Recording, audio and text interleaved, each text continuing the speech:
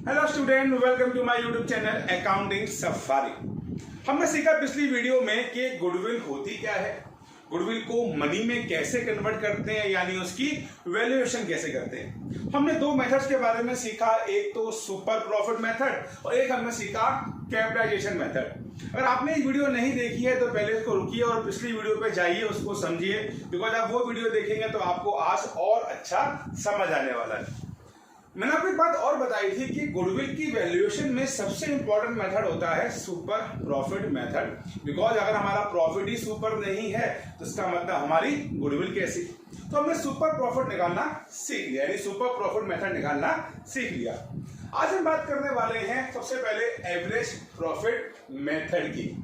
अगर मैं स्टूडेंट आपसे बोलूं ना कि एवरेज प्रॉफिट मेथड जैसा कोई मेथड होता ही नहीं है, तो आप बोलोगे सर कैसी बातें कर रहे हो, हमारी बुक में है, स्कूल में पढ़ाया गया है, हमारे टीचर्स ने पढ़ाया है, और आप कह रहे हो कि एवरेज प्रॉफिट मेथड जैसा कोई मेथड ही नहीं होता। मैं बिल्कुल सही कह रहा हूँ, एवरेज प्रॉफिट मेथड जैसा कोई मेथड है ही नहीं। ये सुपर प्रॉफिट मेथड ही है, उसमें थोड़ी सी एजम्पशन हम लोगों ने मान ली है। कुछ समझ ही नहीं आ रहा आपको, सर क्या बोल रहे हैं, हमें तो समझ ही नहीं आ रहा। चलो मैं आगे बढ़ता हूँ, थोड़ा समझाता हूँ आपको। अगर मैं कल की बात करूं, यानी कि सुपर प्रॉफिट मेथड की बात करूं एक बार फिर से, तो मैं बोलूंगा कि गुडविल का फॉर्मूला होता है super profit into number of year purchase. ये बताया था मैंने बताया था नंबर ऑफ ईयर परचेज का मतलब कि हम इतनी गुडविल कितने साल तक मेंटेन करेंगे। आज जो मेरी गुडविल मार्केट में है वो सेम गुडविल कितने साल तक रहेगी, उसको बोलते हैं number of year purchase.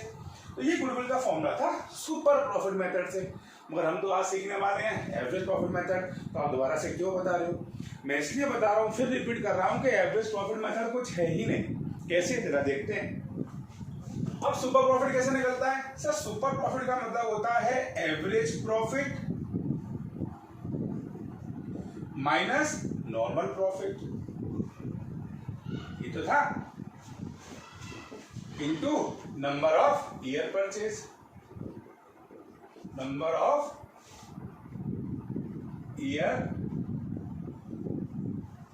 Purchase. इसमें एवरेज का मतलब हमने कितना कमाया और नॉर्मल का मतलब कि हम जैसा बिजनेस जो बिल्कुल मार्केट में नया आया है, बिना किसी एक्स्ट्रा एफर्ट के, बिना किसी गुडविल के, नॉर्मली कितना कमाता है। ऐसे मैंने एग्जांपल दिया था कि सपोज कीजिए मैं कमा रहा हूँ 6 लाख, है ना, और एक नया मार्केट में बिजनेस आया है वो कमा रहा है कितना, 4 लाख। वो बिल्कुल नया आया है तो 4 लाख कमा रहा है, मैं पुराना हूं तो 6 लाख कमा रहा हूं, तो 2 लाख जो मैं एक्स्ट्रा कमा रहा हूं क्योंकि मेरी मार्केट में गुडविल है, तो ये 2 लाख ही क्या है, मेरा सुपर प्रॉफिट है। लेकिन अगर हम बात करें एवरेज प्रॉफिट मेथड की, तो उसमें क्या एक एजम्पशन है, हम नॉर्मल प्रॉफिट को ना 0 मान लेते हैं। नॉर्मल प्रॉफिट का मतलब क्या है, मैं फिर रिपीट कर रहा हूं, नॉर्मल प्रॉफिट का मतलब जब कोई बिजनेस स्टार्ट हो रहा है, बिल्कुल स्टार्टिंग में जब उसकी कोई गुडविल नहीं है, तो जो कमाता है उसे नॉर्मल प्रॉफिट बोलते हैं। तो हम इस मेथड में क्या मान के चलते हैं, नॉर्मल प्रॉफिट को 0 एज्यूम कर लेते हैं। अब सर 0 कैसे एज्यूम कर लोगे, आदमी कुछ तो कमाएगा। 0 ऐसे एज्यूम कर लेते हैं, जैसे मैं एग्जांपल आपको देता हूं कि आज मैं बिजनेस खोलने वाला हूं, सब मना कर रहे हैं कि इस मार्केट में बिजनेस मत खोलो, आप नहीं चल पाओगे, बहुत सारी दुकानें हैं, आपसे बेटर दुकानें हैं, बहुत पुराना काम कर रहे हैं, सर मत प्लीज मत खोलिए, आपकी दुकान बिल्कुल नहीं चलेगी। तो मैं कह रहा हूं देखो भाई, मैं तो 1 साल ये मान के चलूंगा कि मुझे प्रॉफिट ही नहीं हो रहा, मैं दुकान खोलूंगा बस मेरे खर्चे निकल जाएं, मेरी बिजली का किराया, मेरी दुकान का किराया, मैंने लड़के रखे हुए 1-2, उनकी वेजेस निकल जाए, उसके बाद तो मैं 1 रुपया भी ना बचा, मैं तो ये मान के चलूंगा।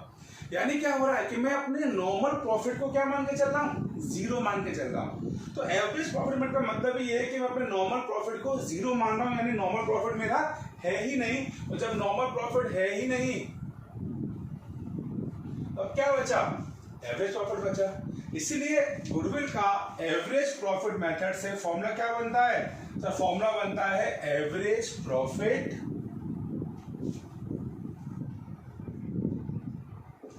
Into number of year purchase. देखो फॉर्मूला याद करने में सिंपल, अगर आप, मैंने इतनी कहानी जो आपको पिछले 5 मिनट में सुनाई है, बच्चे उल्टा कंफ्यूज हो रहे हैं, सर क्यों इतनी फालतू में इतना लंबा खींच रहे हो, सिंपल बता दो। फॉर्मूला होता है average profit into number of year purchase.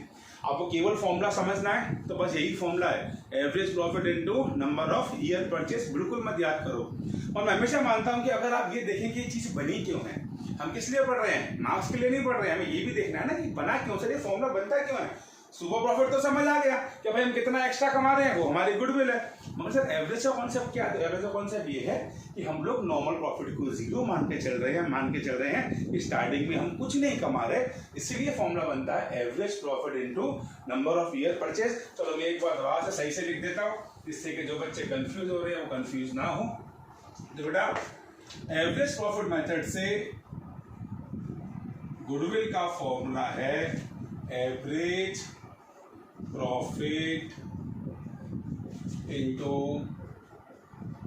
Number of year purchase.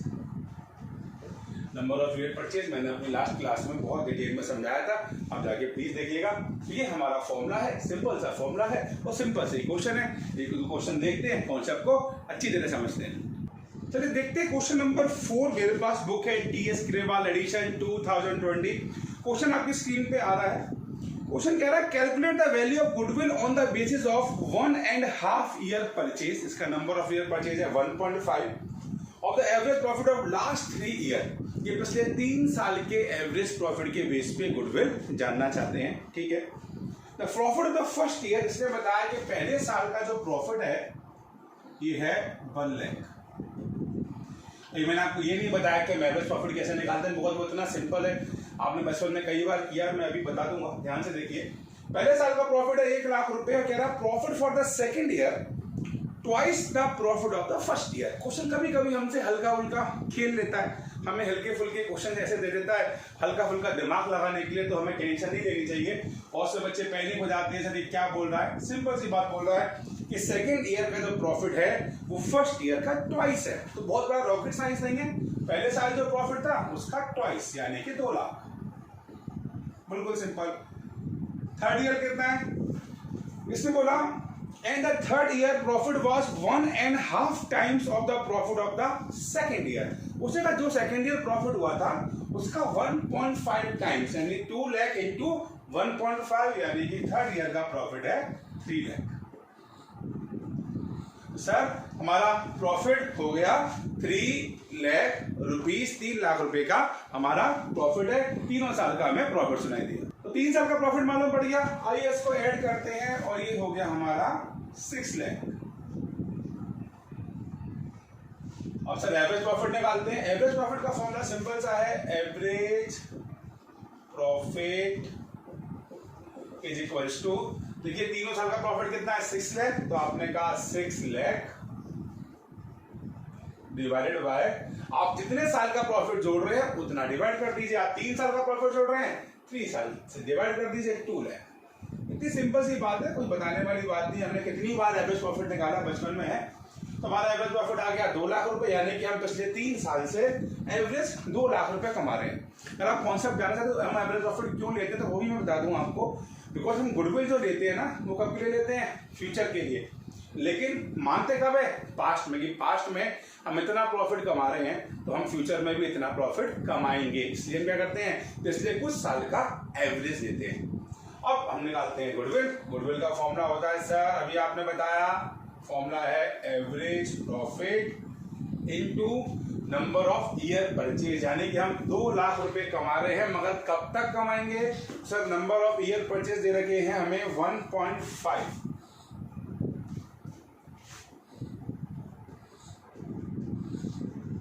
Sir हमारी गुडविल निकल के आ गई 3 लाख रुपीस, सिंपल था।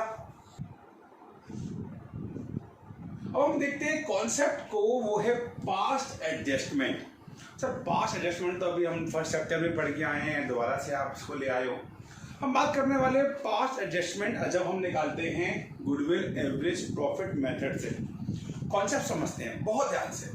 देखिए सीख तो बात तो पक्का है कि गुडविल जो निकाली जाती है ना वो फ्यूचर के लिए निकाली जाती है, मगर फ्यूचर में कितना प्रॉफिट होगा वो तो पता नहीं है। तो हम क्या करके चलते हैं, हम उसको पिछले साल के प्रॉफिट के बेस पे मानते हैं। इसलिए तो हम लोग एवरेज प्रॉफिट कर रहे हैं कि भाई पिछले 3-4 सालों से हम ये कमा रहे हैं, तो हम ये मान के चलते हैं कि हम आगे भी इतना कमाएंगे। यही गुडविल का कॉन्सेप्ट है, सिंपल सी बात है। मगर पिछले कुछ साल के प्रॉफिट में हमसे जाने अनजाने कुछ गलती हो सकती है, या हमें कोई एबनॉर्मल प्रॉफिट या लॉस हो सकता है। अब सर एबनॉर्मल मतलब क्या हो गया? ये कुछ ऐसी इनकम, कुछ ऐसे खर्चे होते हैं जो बिजनेस में नॉर्मली होते नहीं है, उस साल हो गए। मैं एग्जांपल लेता हूं कि मैं ट्रांसपोर्ट में एक ट्रक यूज करता हूं, उस ट्रक का एक्सीडेंट हो गया, मैंने उसको बेच दिया, मुझे लॉस हो गया। ये पिछले साल की घटना है, यानी पिछले साल का जब मैं प्रॉफिट निकाल रहा हूं उसमें मुझको लॉस हो गया। ठीक है, अब ये बताओ जो मुझे लॉस हुआ है, क्या ये लॉस नॉर्मल था? क्या ये लॉस फ्यूचर में भी होगा? ऐसा तो नहीं है। यानी उस साल जो लॉस हुआ है वो एबनॉर्मल है, तो वो फ्यूचर में नहीं होने वाला, तो मुझे उसको एडजस्ट करना है। ऐसी बहुत सारी इनकम है। मैंने अपना एक फिक्स एसेट्स बेचा और फिक्स एसेट्स को बेच के मुझे गेन हो गया, एबनॉर्मल गेन है। अब ये गेन हर साल तो होता नहीं है। फ्यूचर में मेरे 3-4 साल की गुडविल निकाल रहा हूँ, क्या जरूर है कि मैं 3-4 साल ये गेन कमाऊंगा? नहीं, तो गेन कैसा हो गया? एबनॉर्मल गेन हो गया। तो ऐसे ही एबनॉर्मल गेन और एबनॉर्मल एक्सपेंसेस को हम पहले सही करते हैं, बिकॉज हमको चाहिए बिल्कुल एग्जैक्ट प्रॉफिट। ठीक है, तो उसमें कोई भी एबनॉर्मल चीज जो नॉर्मली होती नहीं है, अगर वो आ गई है, चली गई है, तो हमें उसको सही करना पड़ता है। यही कॉन्सेप्ट है यहाँ पर पास्ट एडजस्टमेंट का। हम एक क्वेश्चन देख रहे हैं या 1-2 क्वेश्चन देख रहे हैं जिससे हम इस कॉन्सेप्ट को थोड़ा स्ट्रांगली देखेंगे। तो एक क्वेश्चन हम लोग देख रहे हैं, same book case Grewal, page 3.30, question 8 आपकी स्क्रीन पे आ रहा होगा। हम बात कर रहे हैं कि दिव्या ने परचेज किया है ज्योति का बिजनेस 1 अप्रैल 2020 को, and profit show by Jyoti business for the last 3 financial year. पिछले 3 साल का हमें प्रॉफिट दे रखा है। पिछले 3 साल हैं 2018, 2019 और 2020, और हमें प्रॉफिट कितना कितना दे रखा है सर? 1 साल प्रॉफिट दे रखा है 1 लाख सर। नेक्स्ट ईयर का प्रॉफिट दे रखा है 1,25,000, और सर थर्ड ईयर का प्रॉफिट दे रखा है 1,12,500। मगर कुछ ऐसी चीजें हुई हैं, कुछ ऐसी घटनाएं हुई हैं जो अब तो हो गई हैं मगर फ्यूचर में नहीं होंगी। जैसे कि 2018 में इसने बताया कि हमें एक एबनॉर्मल गेन हुआ, ऐसी कोई इनकम हो गई जो नॉर्मली होती नहीं है। तो अब ये इनकम क्या फ्यूचर में भी होगी? नहीं, यानी इस प्रॉफिट में एक ऐसी इनकम शामिल है जो एबनॉर्मल वे में हो गई है, नॉर्मली नहीं होती है, तो हम उसको लेस करेंगे 12,500। तो यहाँ पे हम एक बात सीख लेंगे कि जब भी कोई एबनॉर्मल गेन मिलेगा, मैं रिपीट कर रहा हूं, कान में एक बार डाल लीजिए, जब भी कोई एबनॉर्मल गेन मिलेगा आप उसे लेस करेंगे, बिकॉज वो नॉर्मल नहीं है, वो हो गया है, नॉर्मली होता नहीं है। नेक्स्ट 2019 में क्या हुआ कि हमें एक एबनॉर्मल लॉस था 25,000 का, यानी ऐसा लॉस हो गया तो नॉर्मल बिजनेस में होता नहीं है, फ्यूचर में नहीं होगा, अभी हो गया है। यानी इस प्रॉफिट में गलती से एक लॉस ऐसा आ गया जो नॉर्मली नहीं होता, तो कितने का? 25,000 का हम उसको ऐड कर देंगे। और यहां से हम एक बात और सीखेंगे कि क्वेश्चन में जब भी कोई एबनॉर्मल लॉस होगा हम उसे हमेशा लेस करेंगे। क्यों लेस करेंगे सर? क्योंकि वो एबनॉर्मल हो गया है, नॉर्मली होता नहीं है, फ्यूचर की गुडविल में इससे कोई मतलब नहीं था, इसने फालतू में हमें लॉस हो गया। तो एग्जैक्ट में एक्चुअली प्रॉफिट होता, मान लो ये एबनॉर्मल लॉस नहीं होता तो हमारा प्रॉफिट कितना होता? 1.5 लाख का। ये हमारा एक्चुअल में सही प्रॉफिट था। ठीक है, इसलिए जब भी कोई एबनॉर्मल प्रॉफिट होगा माइनस और एबनॉर्मल गेन होगा तो प्लस। 2020 की बात करें तो इसने हमको बताया कि इसके अंदर यानी कि जो प्रॉफिट है 1,12,500 का, excluding 12,500 as insurance premium on firm's property. हमने एक इंश्योरेंस प्रीमियम था वो हम देना भूल गए, एक्सक्लूड हो गया। मगर इंश्योरेंस प्रीमियम तो हमारा नॉर्मल खर्चा है, यानी जो मेरा प्रॉफिट हुआ है वो सही नहीं है, क्योंकि वो इंश्योरेंस प्रीमियम तो हमें देना था। ये तो ना एबनॉर्मल वाली बात नहीं कर रहा हूँ, ये तो नॉर्मल खर्चा है। आज मुझे 100 प्रॉफिट हुआ और मुझे मालूम पड़ा कि 5 रुपए का इंश्योरेंस था वो मैं देना ही भूल गया था, वो तो मुझे देना था ना। एक्चुअली मेरा प्रॉफिट कितना है? 95 का है। तो ये हमारा नॉर्मल खर्चा जो हम देना भूल गए हैं, इसलिए उसको लेस कीजिए 12,500। ये है एडजस्टमेंट्स। ठीक, तो हमारा प्रॉफिट कितना कितना मिला सर? ये मिला 87,500। सर ये हो गया 1,50,000 और सर ये हो गया 1 लाख, ये हमारे एडजस्टेड प्रॉफिट है। ये एक्चुअल में हमारे प्रॉफिट थे, ये प्रॉफिट एक्चुअल नहीं थे। आइए इन तीनों को फटाफट से जोड़ लेते हैं। तो सर 1 लाख और 1,50,000 सर 2,50,000 एंड सर 250 प्लस इसके टू 337,500 3,37,500 टोटल प्रॉफिट है। सर हमको चाहिए एवरेज प्रॉफिट, तो आप बोलते हो सर एवरेज प्रॉफिट निकालने का फॉर्मूला कितना प्रॉफिट है सर 3,37,500 और हमारे 3 साल हैं सर। डिवाइड करते हैं सर 3,37,500 डिवाइडेड बाई 3, तो सर ये आता है 1,12,500। सर ये हमारे एवरेज प्रॉफिट है जो हम पिछले 3 साल से कमा रहे हैं एक्चुअली में। तो गुडविल का फॉर्मूला होता है एवरेज प्रॉफिट, और ये हम कितने साल तक फ्यूचर में कमाने वाले हैं, number of year purchase. Sir question में नंबर ऑफ ईयर परचेज ध्यान से देखते हैं, तो इसने नीचे बोला है calculate the goodwill on the basis of 2 year purchase. ये प्रॉफिट हम अगले 2 साल तक कमाने वाले हैं। तो सर 1,12,500 मल्टीप्लाई बाई 2, सर हमारी गुडविल है 2,25,000। सिंपल गुडविल का फॉर्मूला हो गया average profit into number of year purchase. बढ़ते हैं नेक्स्ट क्वेश्चन की तरफ। क्वेश्चन नंबर 11 आपकी स्क्रीन पे आ रहा है। लगभग सेम क्वेश्चन है, मैं इसलिए ले रहा हूँ, थोड़ा सा रिवाइज हो जाएगा और स्ट्रॉन्ग हो जाएगा। 2 पार्टनर है भास्कर और पिल्लई, और इनका रेशियो दे रखा है हमको 3:2 का। वो कनिका नाम की पार्टनर को लेके आ रहे हैं 1/4 शेयर के लिए। कनिका अपनी गुडविल लेकर आ रही है। ये सारे कॉन्सेप्ट है ना, गुडविल ला रही है, ये सब बात की चीजें हैं, बहुत धैर्य से पढ़ेंगे। अभी हम बात कर रहे हैं केवल वैल्यूएशन की। हमसे कह रहा है गुडविल निकाल के बताओ। कह रहा है goodwill for this purpose is to be calculated at 2 year purchase. तो हमारे ईयर परचेज कितने हैं 2, और हमें निकालना है पिछले 3 साल के प्रॉफिट के बेस पे। तो सर बहुत आसान है, इतना कठिन नहीं है। आइए फटाफट शुरू कर देते हैं। 3 ईयर का यानी कि 2018, 2019 और 2020। सर प्रॉफिट दे रखा है 2018 में 50,000 का। सर 19 की बात करें तो 19 में लॉस हो रहा है सर 20,000 का, और लॉस है तो हम लेस कर देते हैं उसको। और सर उसमें प्रॉफिट हो रहा है 70,000 का, लेकिन ये प्रॉफिट एडजस्टेड नहीं है। इसमें कुछ ऐसी घटनाएं घट गई हैं जो नॉर्मली नहीं होती हैं। कैसे के 18 की बात करें तो इसके अंदर इंक्लूड है प्रॉफिट सेल ऑफ एसेट्स का। मैंने बताया एसेट्स को बेच के जितना भी प्रॉफिट होता है वो नॉर्मल नहीं है, बिकॉज एसेट्स जो क्या कैपिटल नेचर के हैं। भाई मैं एसेट्स को बेचने का थोड़ा बिजनेस करता हूँ, मैं तो गुड्स का बिजनेस करता हूँ, और एसेट्स बेच के कोई प्रॉफिट हो रहा है तो हर साल थोड़ा होगा। यानी इस प्रॉफिट में एक ऐसा प्रॉफिट शामिल है जो आगे जाके नहीं होने वाला, तो उसको हटा दीजिए। कितने का 5,000 का।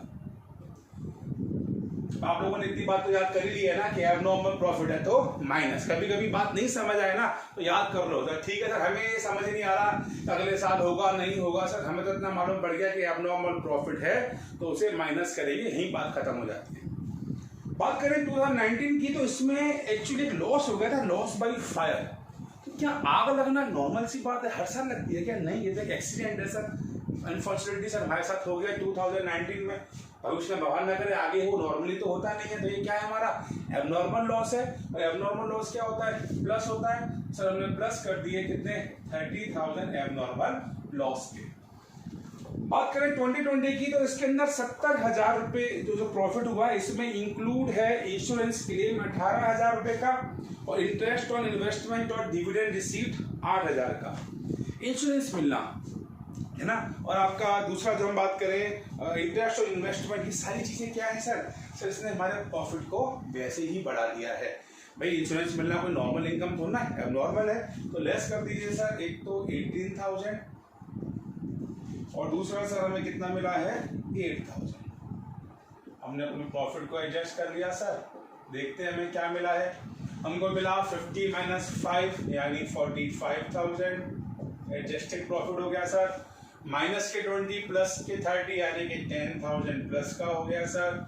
और सर 70 - 18 - 8 सर हमने देखा तो ये हो गया 44,000। इसको टोटल किया हमने तो ये हमारा आ गया 99,000 हमारा टोटल प्रॉफिट हो गया। 1 मिनट लगेगा एवरेज प्रॉफिट निकालने में। सर एवरेज प्रॉफिट का मतलब 99,000, 3 साल का प्रॉफिट है तो एवरेज निकल के आया 33,000 रुपीज। और हम बात करें गुडविल की तो फॉर्मूला होता है average profit into number of year purchase. Question में ध्यान से देखिए, नंबर ऑफ ईयर परचेज हमें 2 दे रखी है तो हमारी गुडविल आ गई सर 66,000। बेसिकली सेम ये क्वेश्चन एग्जाम में आते हैं, सिंपल है, ध्यान से देखिए बिल्कुल समझ आएगा। एक बार और देख लीजिए रिवाइंड करके, अगर समझ नहीं आता तो आपको क्वेश्चन नंबर 11 पास्ट एडजस्टमेंट के लिए। आगे बढ़ते हैं और देखते हैं एक और अच्छे क्वेश्चन के। क्वेश्चन नंबर 13 आपकी स्क्रीन पे है कि गीत और मीत 2 पार्टनर है, बहुत अच्छे नाम है गीत और मीत, और एक जीत, एक राइम बना दी इन लोगों ने। जीत नाम का एक नया पार्टनर आ रहा है और गुडविल के लिए बोला है 3 ईयर परचेज है हमारा, इसलिए 5 साल का प्रॉफिट। और देखो मैंने 5 साल का प्रॉफिट लिखा भी हुआ है, फटाफट से एडजस्टमेंट कर लेते हैं, है ना, वीडियो लंबी नहीं करते। सबसे पहले इसने कहा पॉइंट नंबर 1 में कि firm had gain of 50,000 from sale of machinery sold in the year 31 March 17, और गेन हमने क्रेडिट कर दिया। तो भाई देखो इतनी लंबी बात है, घबराने की बात ही नहीं है। उसने कह दिया हमें गेन हो गया, और आपको मैं देर से बता रहा हूँ भाई गेन का मतलब है हमारा एबनॉर्मल प्रॉफिट हो गया 2017 में, जो कि हमारे नॉर्मल प्रॉफिट नहीं है, इसलिए हमने तुरंत इसको लेस कर दिया। एबनॉर्मल गेन हमें हुई थी 50,000 की, खत्म। सेकंड पॉइंट में बता रहा है कि there was abnormal loss on 31 March 18 because of machine become obsolete in accident. Machine को प्रॉब्लम आ गई होगी और मशीन को हमने लॉस में बेच दिया। मशीन को बेचना जो लॉस है वो एबनॉर्मल लॉस है, 2018 में एबनॉर्मल लॉस है। एबनॉर्मल लॉस सर हम ऐड करते हैं, हमने ऐड कर दिया। ये क्वेश्चन कराने का मेन रीजन है पॉइंट नंबर 3 में बहुत ही अच्छे कॉन्सेप्ट को बताने वाला हूं, एग्जाम में आता है, बाकी बहुत अच्छा पॉइंट है, जरा ध्यान से समझेंगे इस पॉइंट को। कह रहा overhauling cost of second hand machinery purchase on July 18 amounted to 1 lakh was debited to repair account and dep is charge 20% per annum on written down method. कुछ भी समझ नहीं आया सर ये क्या कॉन्सेप्ट है। इस क्वेश्चन को समझने से पहले मैं आपको 2 मिनट लेके चलूंगा 11th में, और मैं आपको बहुत इंपॉर्टेंट बात समझाने वाला हूँ, ध्यान से समझेंगे। 11th में ये बताइए, अगर हम किसी एसेट्स को खरीदते थे तो क्या उस एसेट्स को हम प्रॉफिट लॉस अकाउंट में लिखते थे? याद करो, नहीं सर। हमें याद है कि जब भी हम कोई एसेट्स खरीदते थे उसको लिखते थे कहाँ पर? बैलेंस शीट में लिखते थे ना। आज मैंने 1 लाख के एसेट्स खरीदे तो मैं कहाँ लिखूंगा? बैलेंस शीट में, ठीक है। वहीं पे मैंने 1 लाख का कुछ और खरीदा, गुड्स खरीदे, तो थोड़ा बैलेंस शीट में लिखूंगा, तब लिखूंगा ट्रेडिंग और पीएनएल में। ऐसे ही था। कोई खर्चा कर रहा हूं मैं, सैलरी दे रहा हूं, कहाँ लिख रहा हूँ? प्रॉफिट लॉस अकाउंट में लिख रहा हूँ। वेजेस दे रहा हूँ, प्रॉफिट लॉस अकाउंट में, मतलब ट्रेडिंग में लिख रहा हूँ। बैलेंस शीट में क्यों नहीं लिख रहा? बिकॉज ऑफ हमने क्या करा? बंटवारा कर दिया था, एक कैपिटल नेचर की चीज और एक रिवेन्यू नेचर की चीज। रिवेन्यू नेचर की चीजें थी वो कहाँ आती थी? ट्रेडिंग और पीएनएल में, हमारे प्रॉफिट निकालने में हेल्प करती थी। लेकिन जो क्या होती थी कैपिटल नेचर की चीजें वो आती थी बैलेंस शीट में। हमारा अकाउंटेंट क्या कर रहा है? इसको कर रहा है अदला बदली। वो गलती से रिवेन्यू को कैपिटल में या कैपिटल को रिवेन्यू में लिख रहा है, उस गलती को हमें सही करना है। बिकॉज हम यहाँ बैठे किसी नहीं है, एडजस्टमेंट करने के लिए। तो हुआ इस तरह से कि हमने जुलाई 1, 2018 को 1 लाख की एक मशीन खरीदी सेकेंड हैंड। अब क्वेश्चन से पहले मुझे ये बता दो, अगर सेकेंड हैंड मशीन खरीद रहे हैं तो ये प्रॉफिट लॉस में आनी चाहिए या बैलेंस शीट में? बैलेंस शीट में आनी चाहिए। तो क्या इस मशीन खरीदने से हमारे प्रॉफिट लॉस में यानी प्रॉफिट कोई फर्क पड़ना चाहिए?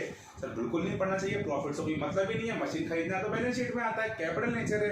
मगर हमारे अकाउंटेंट को ऐसा नहीं लगता। हमारे अकाउंटेंट ने क्या कर दिया? Debited to repair account. उसने गलती से इसको रेवेन्यू मान लिया और रिपेयर अकाउंट में लिख दिया। कब की घटना है सर ये घटना है सर जुलाई 18 की। अच्छा एक बात बताओ, जुलाई 18 को अगर कुछ हो रहा है तो किस पे इफेक्ट करेगा? सर वो इफेक्ट करेगा 2019 पे, क्योंकि जुलाई 18 का मतलब क्या है? साल का खत्म होगा 19 में। तो एक बात तो पक्का है, जो भी अंतर पड़ने वाला है कब पड़ने वाला है? 2019 में। अब फर्क क्या पड़ेगा? सर जो 19 का प्रॉफिट है इसमें गलती से 1 लाख रुपए हमने लेस कर दिए हैं रिपेयर के नाम से। वो रिपेयर नहीं थी, वो तो मशीन थी।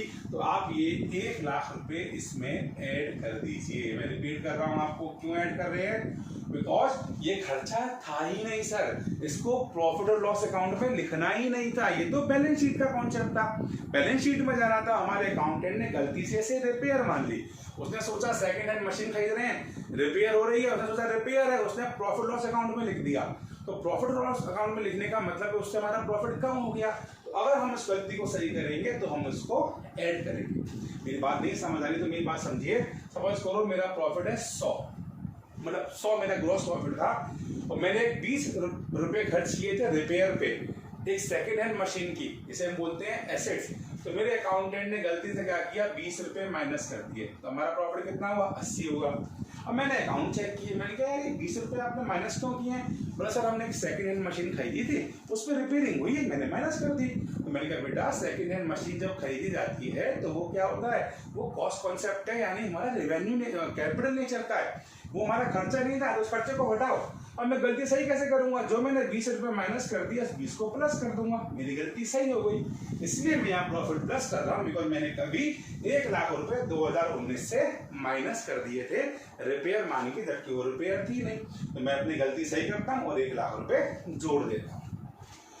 जैसे मैंने इसको मशीन मान लिया तो अब एक नई चीज सामने आ गई, क्योंकि पहले जब ये मशीन नहीं थी तो कोई डैप भी नहीं थी, मगर अब जब ये मशीन हो गई है तो इस पे डैप भी लगेगा, और डैप इस पे लग रहा है कितना, 20%। तो अब हम इस पे डैप लगाएंगे, बिकॉज क्योंकि अब ये मशीन हो गई है तो इस पे डैप भी लगाया जाएगा। सर क्वेश्चन है मार्च का और जुलाई में मशीन खरीदी तो 9 महीने हो गए, तो सर 1 लाख का 20% डैप होता है 20,000 रुपए।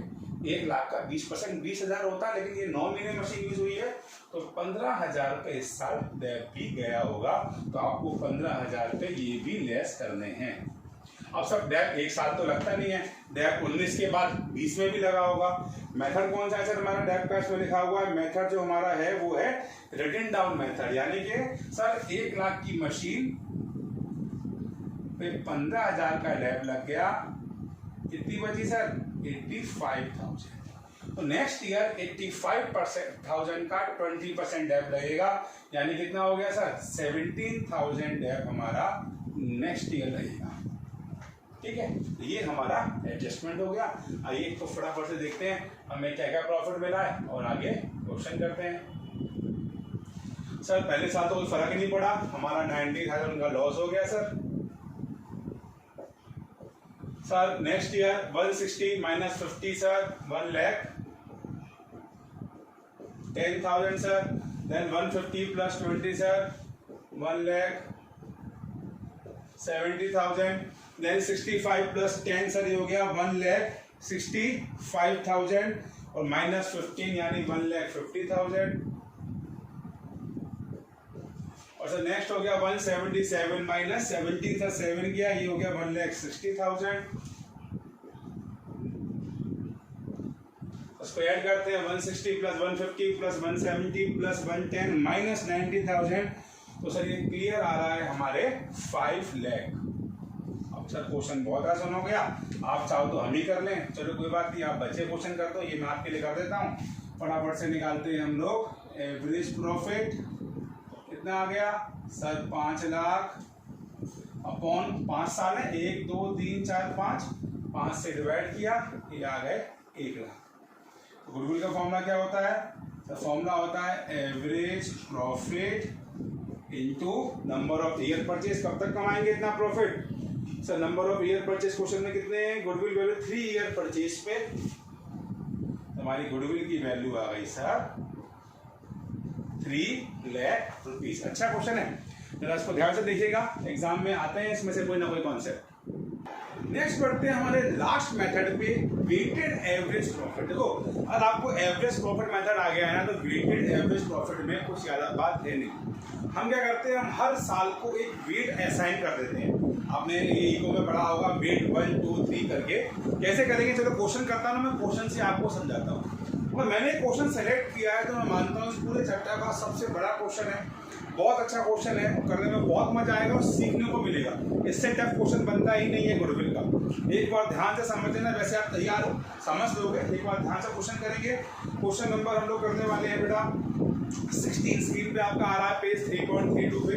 क्वेश्चन कह रहा है कि गुडविल निकाल के दे दो भैया हमको 3 ईयर परचेज से एवरेज या वेटेड एवरेज प्रॉफिट से हमें 1 2 3 4 साल का हमको प्रॉफिट दे रखा है, और इसने वेट भी दे रखी है। वेट कैसे यूज करेंगे, क्या करेंगे, हम बाद में बात करते हैं।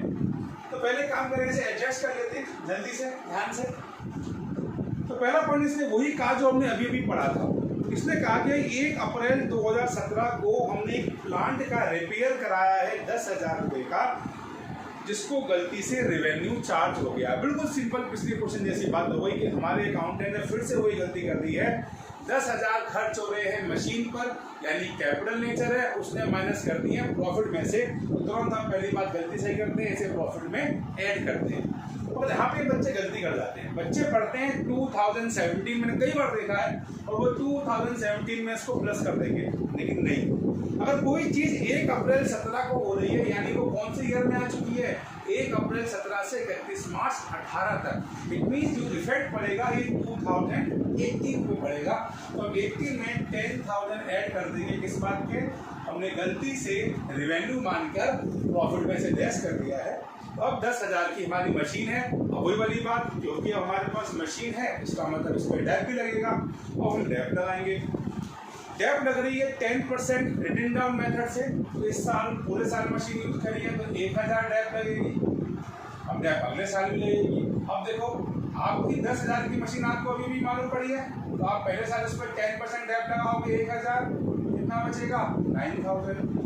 नेक्स्ट ईयर आप रिटर्न डाउन का मतलब इस पे डेप लगाते हो। रिटर्न डाउन का मतलब क्या है? जो वैल्यू बची उस पे डेप लगाते हो। तो 9,000 पे 10% लगाओगे तो नेक्स्ट ईयर डेप होगी 900। अब कितनी बची मशीन आपकी? 81,000। इस पे 8100 सर, इस पे 10% डेप लगाएंगे तो ये होगा 810। ये 3 साल सर डेप लगेगी। डेप समझ आई क्यों? बिकॉज डेप भी 1 साल कहाँ लगती है, मशीन तो हर साल यूज होती है, हर साल डेप लगती है। अगर ये पहले साल डेप लगती तो 4 साल लगती है, 3 साल लगी है डेप इसके अंदर।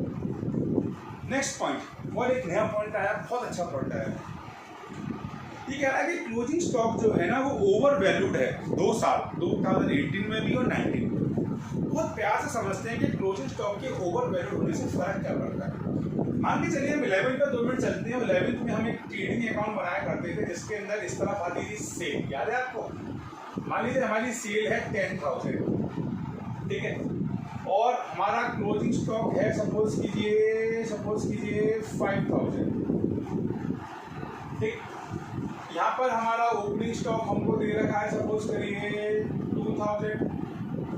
हमारा परचेज हमको दे रखा है सपोज करते हैं सर 7,000।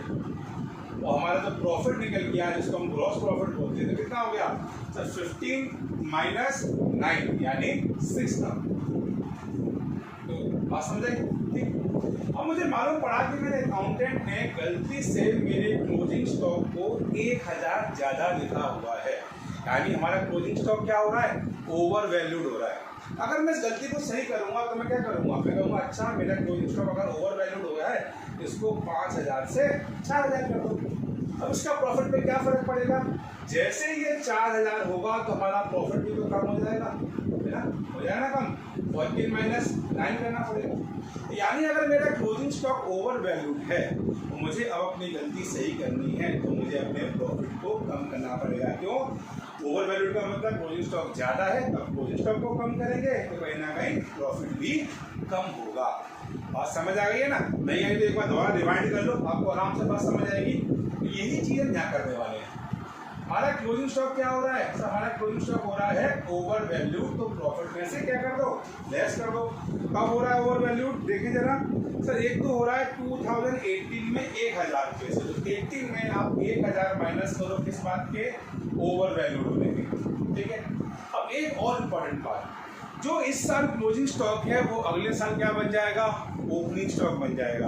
एक बात याद कर लो, समझ लो, रट लो, जो भी आपका जोन है ना उसमें समझ लो कि यहाँ पे क्लोजिंग स्टॉक माइनस हो रहा है तो अगले साल वो प्लस होगा 1000%, और अगले साल वो बन जाएगा ओपनिंग स्टॉक, और वो इस तरफ आ जाएगा, है ना? तो आप इतना याद कर लो, ये क्लोजिंग स्टॉक माइनस, अगले साल वो प्लस होगा।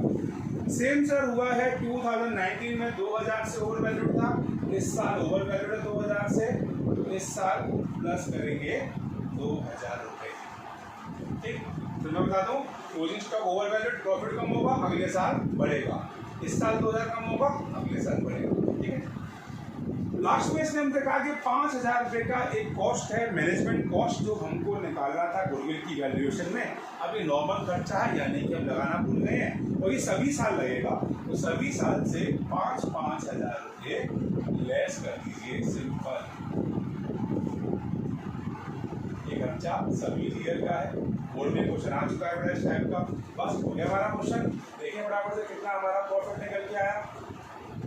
सही निकल के आया 25 - 5 यानी 20,000।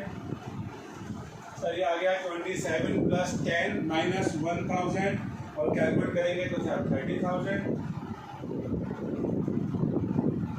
तो सिंपल सर 46 - 46 900 माइनस किया सर, और कैलकुलेट किया, ये आया 40,000। और सर ये हो गया 800 ने लेस किया सर, इसको सॉल्व किया हमने, तो सिंपल 50,000। तो ये तो नॉर्मल क्वेश्चन था एवरेज प्रॉफिट मेथड के हिसाब से। वेटेड में क्या करना है? वेटेड में क्वेश्चन में वेट्स दे रखे हैं आपको, जो भी आपको वेट्स दे रखे हैं 1 2 3 4, देखो आपको दे रखे हैं, से देखो ये रखे ना क्वेश्चन में 1 2 3 4 असाइन कर दीजिए, और प्रॉफिट का मल्टीप्लाई कर दीजिए, इससे निकल के आएगा वेटेड एवरेज या वेटेड प्रॉफिट। क्या निकल के आया? वेटेड प्रॉफिट मल्टीप्लाई कर दीजिए सर 20,000 into 1 32 जा 60,000 सर 1,20,000 एंड 2 लाख। सर इनमें सभी प्रॉफिट्स को जोड़ दिया, 20 + 60 + 120 + 2, ये आ गया हमारा 4 लाख रुपीज। और सर वेट को जोड़ेंगे तो आ गया 10। तो हमने क्या एक्स्ट्रा किया? हमने वेट मान लिए और हमने वेटेड प्रॉफिट निकाला। अब हम गुडविल निकालेंगे। गुडविल निकालने के लिए सबसे पहले हमको निकालना पड़ेगा weighted average profit. Weighted average profit, इसका फॉर्मूला होता है वेटेड प्रॉफिट यानी 4 lakh upon total of weight यानी 10, ये आ गया सर 40,000 वेटेड एवरेज प्रॉफिट।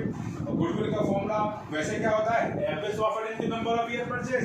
यहाँ पे होता है weighted average profit into number of year purchase. Question में ध्यान से देखिए, नंबर ऑफ ईयर्स हमें दे रखे हैं सर 3, हमारी गुडविल आ गई सर 1,20,000 ईच। गुडविल का टॉपिक बहुत हार्ड नहीं है बेटा, सिंपल टॉपिक है, लॉजिकल है। मैंने आपको बताया सुपर प्रॉफिट के कॉन्सेप्ट से चलेंगे। एवरेज प्रॉफिट में बहुत सिंपल सा है।